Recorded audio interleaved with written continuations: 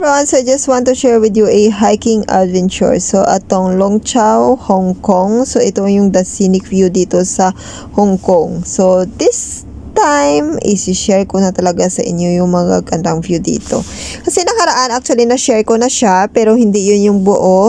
At ito yung full video doon, guys. So, dito pa lang, sa ferry pa lang, yan na yung madadaanan at pakikita nyo yung view while you're taking a ferry boat, go to the island. It's called Tung Long Chau Island. So, magaganda na yung mountain na makikita nyo. And then, mas better na nice weather talaga kayo pumunta kasi para hindi kayo mahilo-hilo sa biyahe. Kasi it takes, I think, 1 hour. I don't know. I forgot if 1 hour yung biyahe dito. So, ayan yung magagandang place dito. And then, dito din sa place na to may campsite din dito, guys. So ito yung laging pinupuntahan ng mga gusto mag-camp at hindi mahirap. Kasi malapit lang siya sa ferry station. Dalawa yung ferry terminal dito. So may sa una na maglalakad pa kayo papuntang campsite. Kung gusto niyo na mag-take a walk like what I did, kasi bumaba ako sa first stop. Hindi ako sa second stop bumaba. Pero kung camp ang gusto nyo na magka-camping kayo, dapat nasa second stop kayo bumaba kasi para hindi kayo mahirapan maglakad. So, ako kasi naglakad ako. So, nagbaba ako sa first stop para makapaglakad-lakad. Yan yung mga view na nakikita ko dito nung pumunta ako sa Tung Long Chau Island. So, ayan. So, nagandahan lang talaga ako sa waves na to, guys. Ganyan. Sa waves nang galing sa, sa ferry. Kaya ko yan siya binidyohan. And then, yung mga ganyan, oh. So, sa waves sa gilid. So, ayan. And then, ito din yung mountain na maganda na makikita dito. And then, dito na tayo. Ito yung first ferry terminal. So, ayan. And then, we walk up. And sa, sa place na to. And then, may nadaanan akong, butterfly dyan, guys. Ayan kasi makikita yung view. So, ito na yung si butterfly. Si butterfly. And then, ito yung madadaanan nyo dyan, diba? Ang ganda niya. So, malakas yung alon dito, guys. And then, hindi na ako nag-video doon sa campsite. Kasi hindi ko siya na-videohan. At nawili ako sa kakain ng crab at prawn. So, dito sa place na to, sa baba to ng campsite. Maganda dito. Maganda dito magmuni-muni. Pero may isa akong video about Tung Long Chau. Meron doon yung campsite. Pero dito sa isang video na to, wala. Yung mga view na lang to at magagandang view na pinakita ko sa inyo. Ito na lang yun. So, ayan. Maganda yung waves dito. Ang lakas ng waves dito. Kung you like your waves, you like to listen the waves. So, dito na kayo. Ang ganda. Ang ganda niya. Sobra. So, ito lang yung ito lang yung pinakamada best dito sa Tung Long Chau kasi maganda. At meron din ditong White Cliff pero hindi namin siya napuntahan.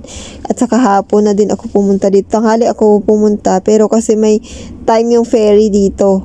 So hanggang 6 o'clock lang yata yun. 4:45 or 5 something. I forgot. Pero may time yung pagbalik mo. Magpili ka ng oras kung anong oras kang babalik. So 1 hour yung biyahe, guys. And then ganyan lang siya, yung sa baba ng maganda lang talaga, nagandahan lang ako dito ng waves at saka ang sarap tumambay dito at magmuni-muni sa nakaka-relax yung tunog ng waves, yung mga sound ng waves nakaka-relax. Ang lakas, tingnan nyo to, yan, tingnan nyo yan. So pinag-videoan yan yung mga pinag-trip ko nang pumunta ako dyan, yan tingnan nyo yan. Parang nagda-dancing lang sila, diba? Parang sumasayaw ng mga waves, yung mga ganyan. So, I like watching like that waves.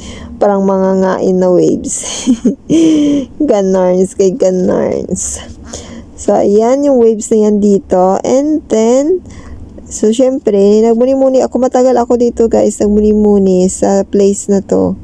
So, pwede din kayong umakyat at ikutin to. Actually, hindi naman siya malawak na island. So, kaya nyo siyang ikutin within 2 hours, I think. Kapag iikot lang kayo talaga sa island. In 2 hours, kaya nyo na ikutin o 3 hours. Without picture.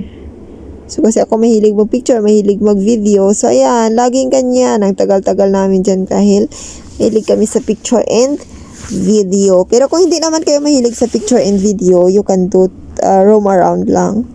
Ganyan. So, ito yung stunning view dito. Ayan, oh. Yan. Ayan yung campsite dyan. Sa may taas nito, may campsite din siya, guys. So, ayan yung campsite. Pwede kayong mag-camp dyan sa taas dito. Ang ganda dito, oh. Mas gusto ko itong ganitong ano. So, ayan dyan. Kita nyo yun. May naka-orange doon nakatayo na tao. Dyan yung campsite. Ayan. Dyan yung campsite. Ito doon pa sa kabila. Meron din campsite. Kita mo yun. May naka-red yan. Pwede din yan mag-camp. And oh, yun yung campsite. Isa. Dito din sa taas nito may campsite din. So, ayan. Nakikita nyo yung may mga tent. So, dyan yung campsite ng Tonglong Chau. Tapos yan yung makikita yung view ng mga island na magagandang island. So dahil dito ako sa top, yan oh. Nakita ako ditong island. Yan, 'di ba? Ang cute ng island na to. Tapos may sa gitna siya na island. Yan. Parang pinapagitnaan siya. Ewan ko lang kung puntahan, baka hindi. So yan siya yung island. Baka hindi siya mapupuntahan. Kasi parang malalim yata. So, ayan yung island na yan. Oh, private island lang yata to siya. Kung private yung gawin mo, pwede kang pumunta siguro. Hindi ko lang alam. I'm not sure of it, okay? So, yan yung makikita nyo dito sa Tonglong Chau. Kaya nga, binidyohan ko yan kasi yan, oh, madami kang makikita magagandang tanawin pag dito ka sa Tonglong Chau pumunta. Yan. Yung mountain na yan, kabila, puro mountain. Usually, Hong Kong is a lot of mountain. Kabilaan mountain. Ganun yung Hong Kong. So, hindi siya patag na ano. So, yan yung makikita nyo dyan. Pero ang ganda. Ang ganda ng, lalo na itong waves na to. So, dito talaga ako nagtagal at nagtambay sa waves na to, sa cliff na to. So, dito din, pwede din mag-rock climbing tulad nung ginawa na nakaraan sa isa kong video. Di ba, may nag-wall climbing, rock climbing dito.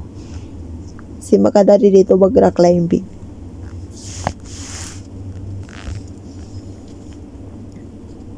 Tapos, ganyan. Di ba, nakakatuwa siya tingnan. Pero parang nangangain. Malalim yata yung dito eh. Hindi siya yung mababaw. Pero dito ako nagpicture nun, guys. Yung picture ko na nakita nyo, yung yan. Dito talaga yan. So, yan yung video. At nagsistay pa ako dyan. Nakakatuwa kasi yung waves. Pero munti ka na tayong mabasa dyan. So, kasi low tide. Kasi pag nag-high tide to, naapawan din yan siya ng tubig. Low tide kasi yan. So, diba, ang lakas ng hangin kasi at lakas ng ampas ng alon talaga. Malakas yung alon dyan. So, yan. As you can see before, sa mga pictures ko, diba, ang lakas ng mga tubig. Ang hampas ng alon, ang ganda. Ayan, parang kakainin ka dyan ng waves. Pagkakainin ka dyan ng waves kapag pumunta ka. So, syempre, may trip-trip tayong ganyan. Yung ganyan na trip.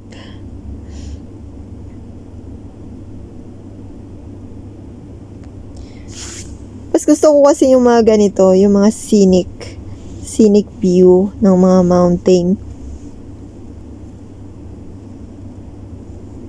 At maybe, nagsawa na ako sa city view. So, may iba naman, guys, yung ating pupuntahan. So, I went on this place. Usually, when I go out, usually I do hiking. Mostly talaga sa ginagawa ko. Puro hiking. Puro hiking yung trip ko. Trip ko lang yun. Kung ayaw mo ng trip ko, edi bahala ka. Yan lakas ng alon. Nagkakatuwa yan. Pero muntikan akong mabasa dyan. Yan, di ba? Ang lakas talaga ng alon, as in. So, ayan lang, guys. Pati yung kay uncle dyan. Si uncle at saka yung bata nga nag-trip din dyan. Si mga ganyan. So, ito lang yung ating Tonglong Chow, the scenic view, guys. So, kung pupunta kayo, meron pa dun sa kabila. Hindi ko lang siya napuntahan, yung White Cliff. So, ayun lang. Ito lang yung the Tonglong Chow, the scenic view, my hiking adventures. So, thank you for watching, guys. Please don't forget to like, comment, and share if nagustuhan nyo itong video. God bless you and take care always. Please respect each other and be kind always.